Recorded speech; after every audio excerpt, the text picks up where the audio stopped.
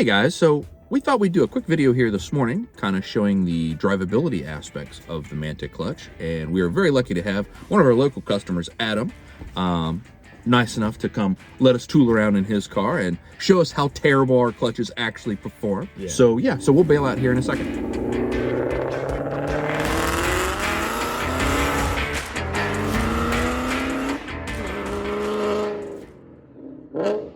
We're in a 2019 Performance Pack Level 2 Ford Mustang. There's a lot of clutches on the market, and when it came time for mine, after it decided to completely let go, that was a little ugly, but that's all right. That's why we're here. I did a lot of research and trying to figure out what would be the best option for my wants, needs, and still be able to hold the power that the car is going to make someday. Sure. And then also be able to drive it whenever I want, whether it be on the track or going to get groceries. Yeah, and that's always something we try to be cognizant of, is we know that a lot of our customers do daily drive their cars. And if we can make that enjoyable, we are going to drive the car more often. Now, refresh my whiskey-soaked brain. I know you did the Calimer Trans, which I actually really like. Yep. Shout out to Ben Calimer. It'll be in the link below. MGW Shifter. Yes, sir. Couple other bolt-ons, if I remember right. Yep. So from front to back, we're basically looking at GT350 Intake manifold, headers from ARH. Got their 3/4 length system, so it's an X-pipe. And it's super quiet. You'll hardly hear it in the videos we get moving later. So Won't even know it's there. What did I say the last time? It's almost loud enough? Almost loud enough. Almost loud enough, I think, is accurate. So yeah. We've got the Mantic clutch, and then stage 3 Ben Calimer Trans, matched with a QA1 carbon fiber drive shaft. Oh, that's right. Good.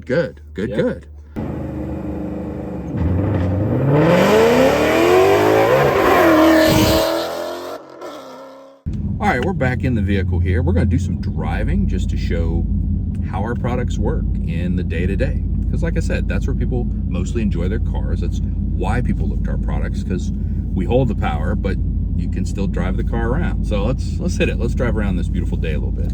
Oh, except we might hit this poor lady. We don't want that. Man, you clear the set, you pay the high dollars to have the park all to yourself. You got extras strong? I am writing my congressman as we speak. Jeez almighty. Highlight some things on this that from original install to now having over 4,000 miles on this clutch. Oh yeah, that's right.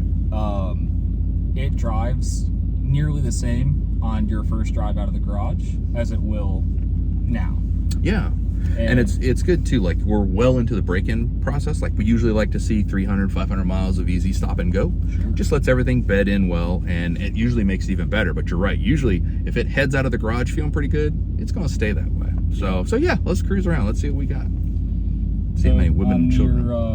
As far as feel goes, at least in this car, you got a nice, easy take up, just a little bit more pressure than stock. Mm-hmm. Really good feedback.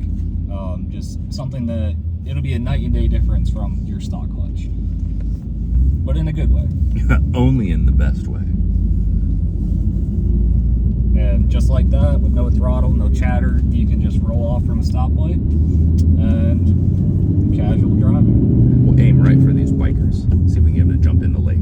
10 points each, right? Oh, easily. I was going to give you 20 because they might actually move. No way. Yeah, I like too, you brought up a good point about the take-up point is kind of where the OE clutch is. Engagement point is very similar. At least that's what we tried to do. I may not have mentioned this prior, but I did install this stainless steel braided clutch line. Oh, yeah. And I did everything at once, so I can't necessarily say if that has 100% to do with your feedback and such, but it really does all come together and give you a nice driving experience. Yeah. And that we just kind of rolled over a speed bump there too, which was expertly maneuvered, might I add. I about dropped the gimbal, but that's why we really need to pay a camera crew instead of my jackass. And another speed bump coming up here, but again, this simulates your downshifts and your stop and go traffic and what it's like to have to clutch out, roll over, coming up on a light. Yeah. Coming up on a Prius. Nothing against Prius, of course. Those expert slow drivers. They are usually expert in slow driving, which expert nonetheless. Yeah, gotta be good at something. You gotta be good at something. People ask me what I do for a living, and usually I respond with, well, essentially I'm a professional jackass because I try to sell people toys, and occasionally we shoot video.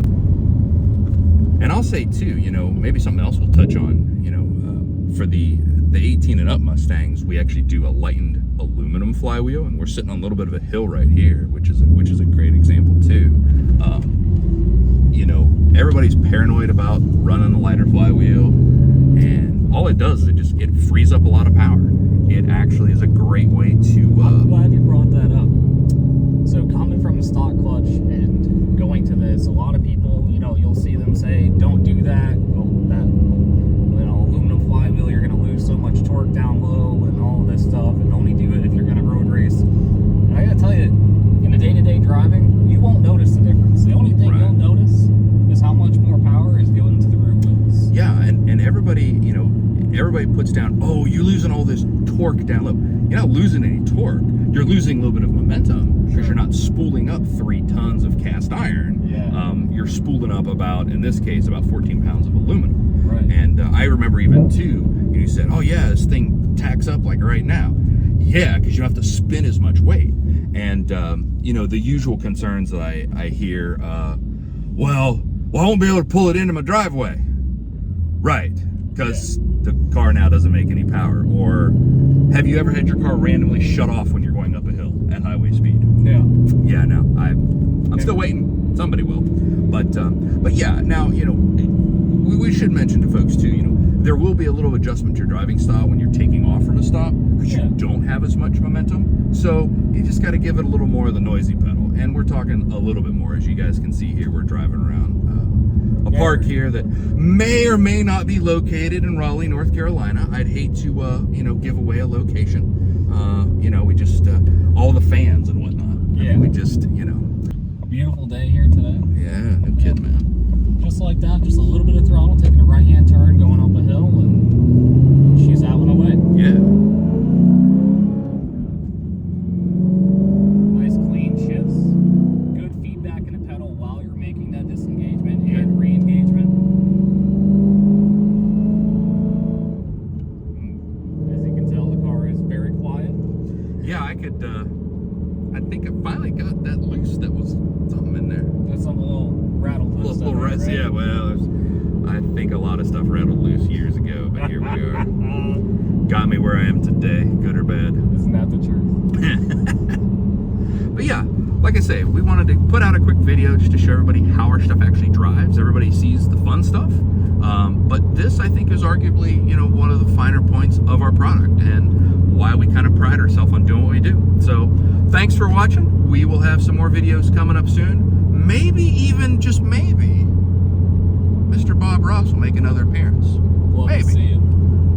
He's got a tight schedule these days, but working magic we can. See you guys later.